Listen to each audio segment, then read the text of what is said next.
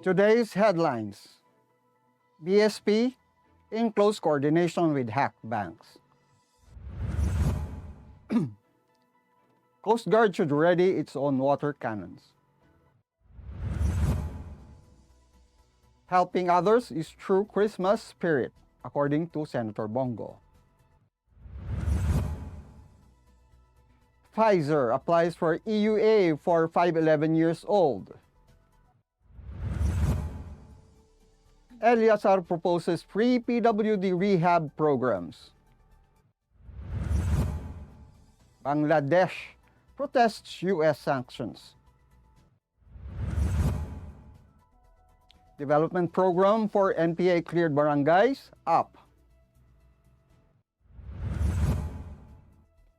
Good morning, I'm Roy Pelovelio and you're watching Tribune News on Cue.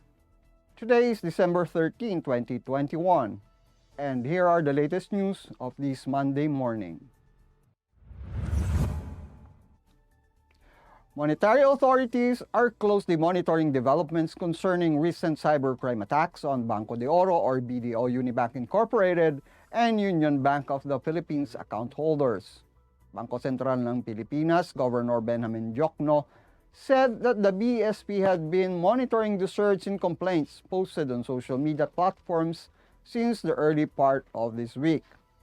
They are in close coordination with BDO as well as UBP on this incident to ensure that remedial measures are being undertaken, including reimbursement of affected consumers. He assured the public on the government's commitment to ensure the safety and integrity of the financial system, as well as the protection of financial consumers. BDO has issued a statement on its continuing investigation on recent unauthorized transaction reports among its clients. It assured its clients of reimbursement of their lost cash.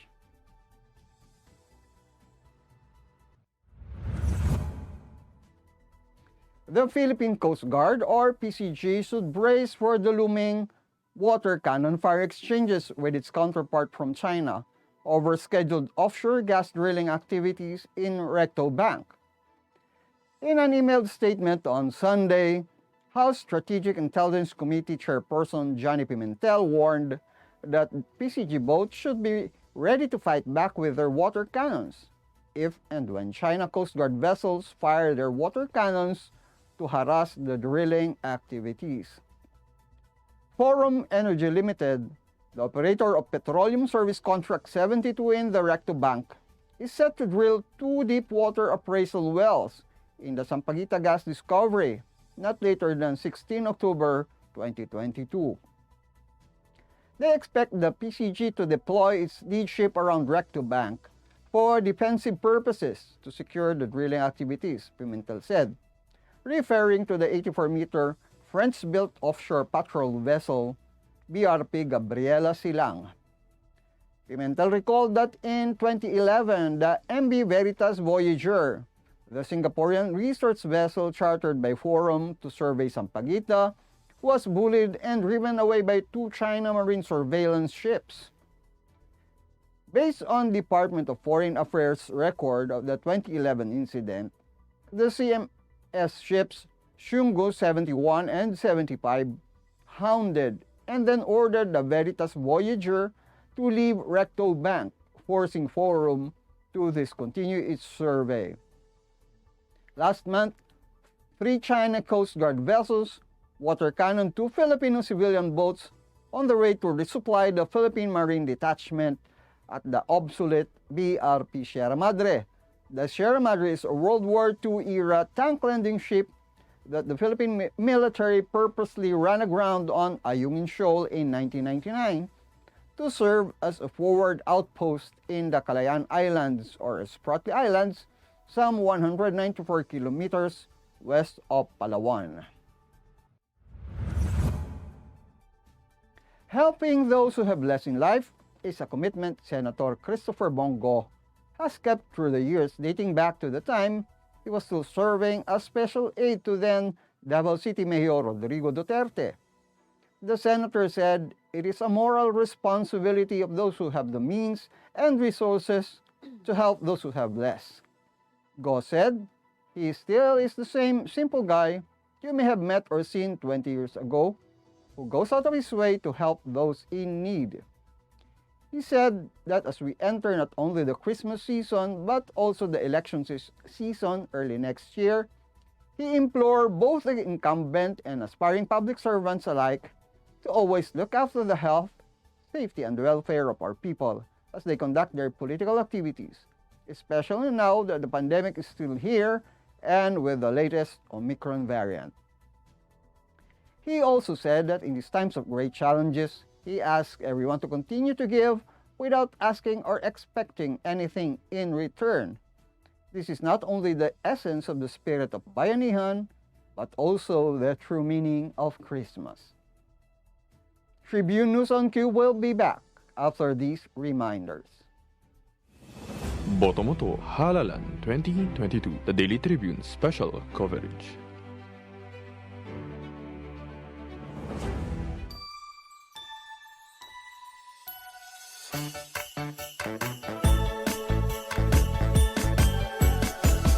Christmas saya, pagsama-sama. Bong, yung naumpisahan ko, tapusin mo. Mga bagong highway, tulay, tren, dapat ma-enjoy na kaagad ng mga tao yan. Kailangan lahat bakunado at laging may ayuda pag kailangan. Huwag dapat makabalik ang mga drug lords para ligtas ang pamilya. Yung ginawa mong malasakit centers, maganda yan. Padamihin mo pa. Magkasama tayo. Tayo ang nagsimula, tuloy-tuloy lang. Bong. Boto mo to Halalan 2022, the Daily Tribune special coverage.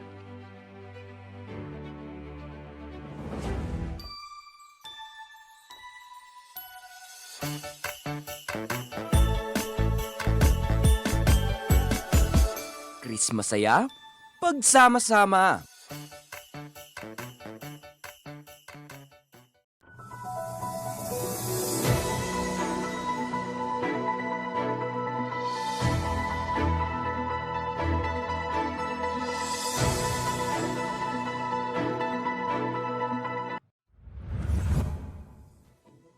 We're back on Tribune News on Q.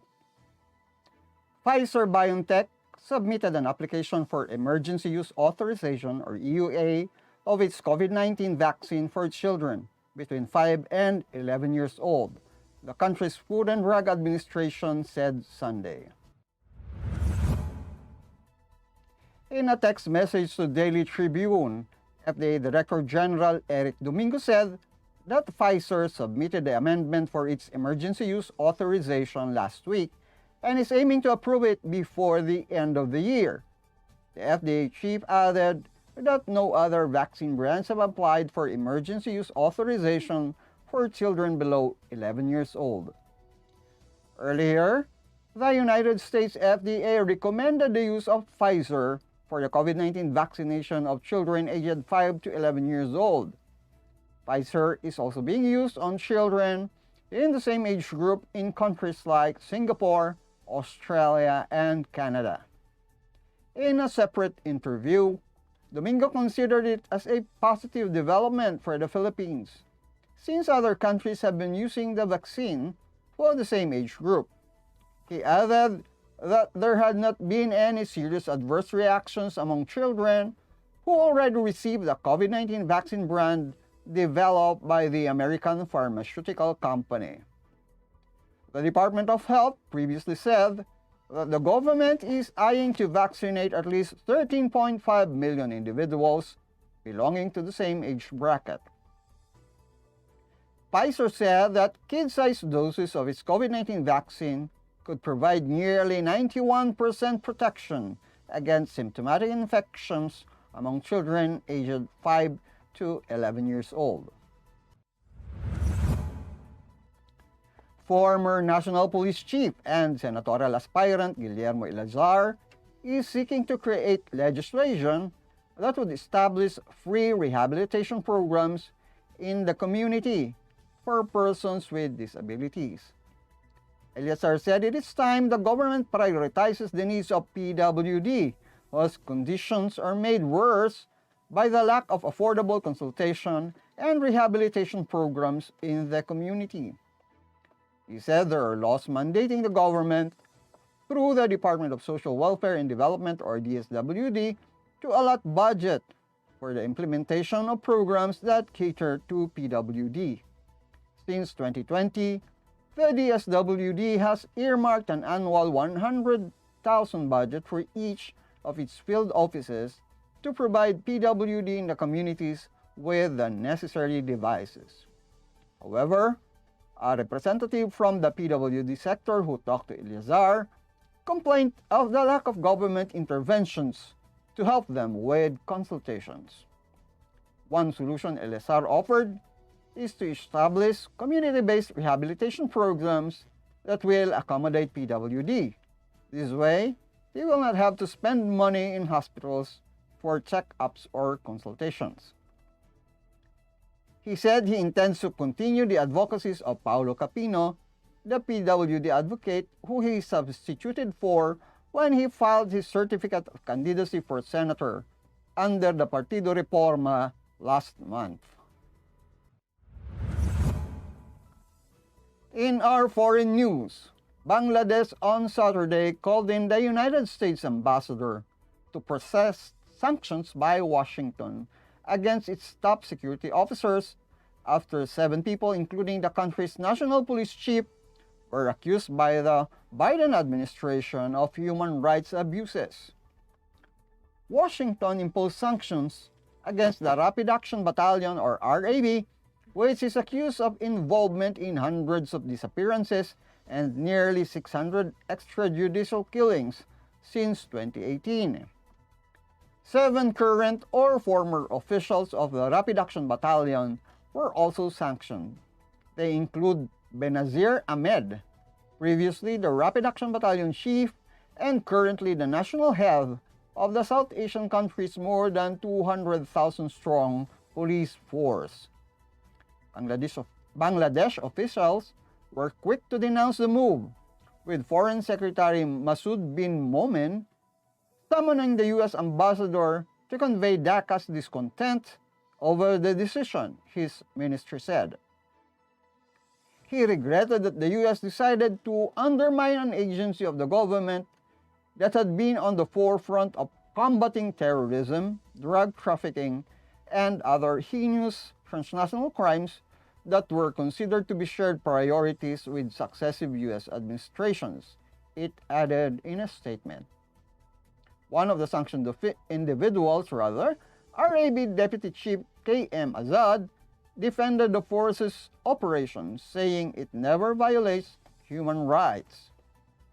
Secretary of State Anthony Blinken said that they are determined to put human rights at the center of our foreign policy. And we reaffirm this commitment by using appropriate tools and authorities to draw attention to and promote accountability for human rights violations and abuses. Tribune News on Q will be back. Stay with us. Boto mo to Halalan 2022, the Daily Tribune special coverage.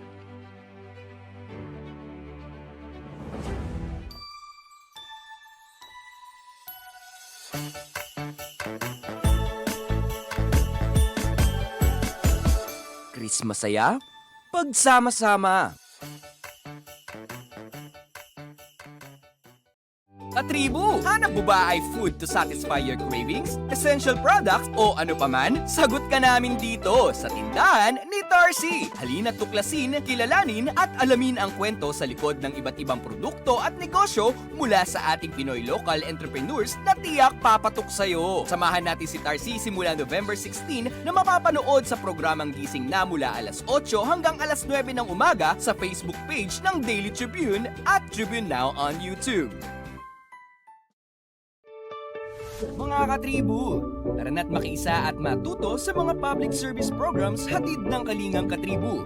Tuwing Lunes, nandyan ang usapang business na magbibigay tips at inspirasyon sa mga aspiring entrepreneurs kasama sina Pompi Manalo at Vernon Velasco. Tuwing Miyerkules, usapang pangkalusugan naman ang tatalakayin ni Miss Cory Quirino sa Health and Wellness. At tuwing Biyernes naman, kung legal advice ang kailangan mo, sagot ka na ng Legal Diaries kasama si Elmer Navarro Manuel at mga guest lawyers. Lahat ng niya mapapanood tuwing alas 3:30 ng hapon sa Daily Tribune Facebook page at Tribune Now on YouTube. Mapalutong bahay man o sumptuous meal for special occasions, sagot na kayo ng tropang Kalanpag. Dahil atid sa inyo ng Daily Tribune ang fun and exciting cooking show na Kalanpag, manood at matuto kung paano lutuin ang mga favorite nyong recipes. Sabayan pa ng fun and inspiring na kwentuhan sa kusina. I-upgrade na rin natin ang mga nakasanayang traditional dish ng pamilya. Plus, healthy tipid tips na ibabahagi ng tropang Kalanpag. Matuto, mabusog, at good vibes dito lang sa Kalanpag. Tuwing Lunes, 10:30 a.m. sa Daily Tribune Facebook page at Tribune Now on YouTube. Mga impormasyong direktang makukuha mula sa sources at diretsahang usapan. Yan ang atid namin sa inyo sa programang Straight Talk. Samahan nyo kami sa makabuluhang talakayan live tuwing Martes alas 10 ng umaga sa official Facebook page ng Daily Tribune at Tribune Now on YouTube.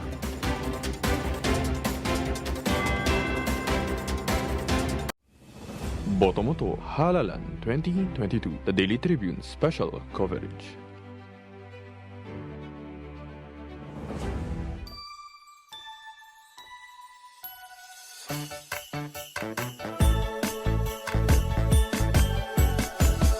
Christmas saya, pagsama-sama.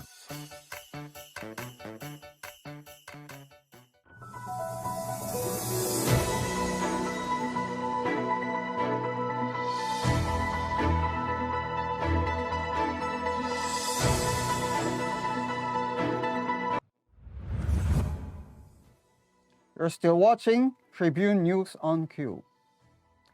The Department of the Interior and Local Government thanked lawmakers Saturday for their pledge to reinstate the 28.1 billion peso barangay development program for villages cleared of New People's Army presence and influence.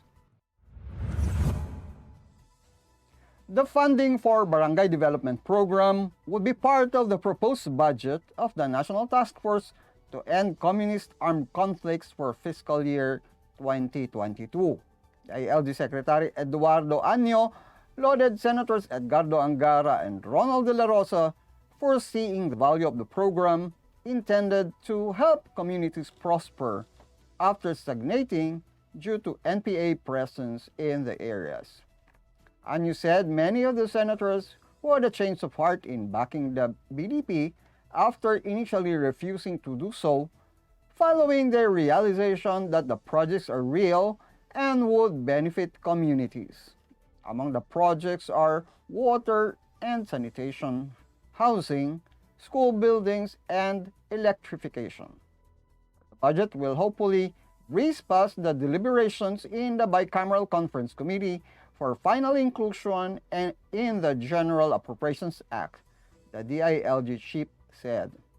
The DILG and the League of Provinces of the Philippines earlier appealed to the Senate to restore the Barangay Development Program budget after the Senate Finance Committee decided to slash and channel the 24 billion peso to COVID-19 efforts. According to Angara, many lawmakers began supporting the plan to reinstate the original 28.1 billion budget for BDP after they received the report on the status of implementation of the 2021 BDP projects. Anyo said that the 28.1 billion peso BDP will be the best Christmas gift to the rural folks, youth, farmers, and indigenous cultural communities in 1,406 barangays who have long been manipulated by communist terrorist groups. Botomoto Halalan 2022, the Daily Tribune special coverage.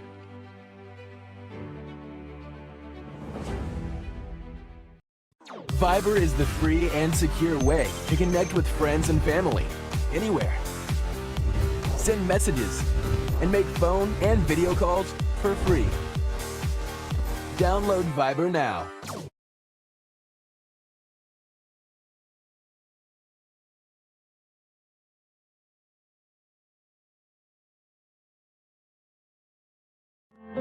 fun and inspiring na kwentuhan? Sagot na yan ng programang Spotlight ng Daily Tribune. Makipagkwentuhan at kilalanin ng iba't ibang personalidad na kilala sa kani-kanilang larangan. Manood at makinig sa mga inspiring stories na kanilang ibabahagi kasama si Nina Ventura at Jojo Silvestre. Be ready ng mamangha at matuwa every Thursday alas 2 ng hapon dito lang sa Daily Tribune Facebook page at Tribune Now on YouTube. Alamin ang latest entertainment at sa mga paborito niyong celebrities kasama si Pocholo Concepcion sa programang What's Up. Makibanding at kwentuhan kasama ang mga kilalang personalidad sa entertainment industry. Sama-sama natin silang kilalanin at silipin ang makulay nilang mundo every Tuesday at 2 p.m. Kaya sit back and relax lang kayo mga katribu. Hanapin at ilike ang Daily Tribune Facebook page at Tribune Now on YouTube. Dahil sagot na namin ang masayang kwentuhan dito lang sa What's Up.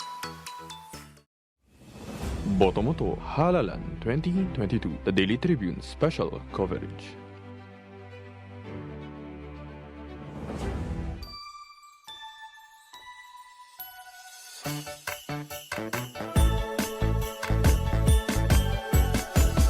Chris masaya, pagsama-sama.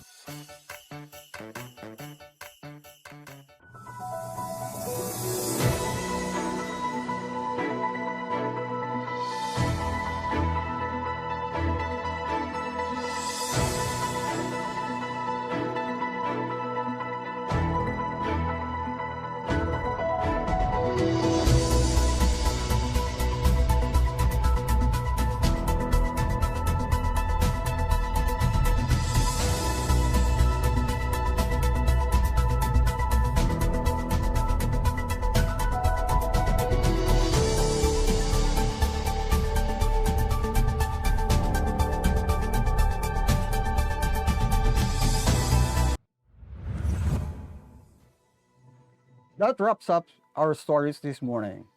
Before we go, we would like to thank the SM Store, the Department of Tourism, Araneta City, MG Motors, Hina Motors Security Bank, and the Overseas Community Affairs Council member Alan Lin of Republic of China for their continued support. Again, this is Roy Pelovelio on Tribune News on Q, reminding you that we only have 12 days left before Christmas.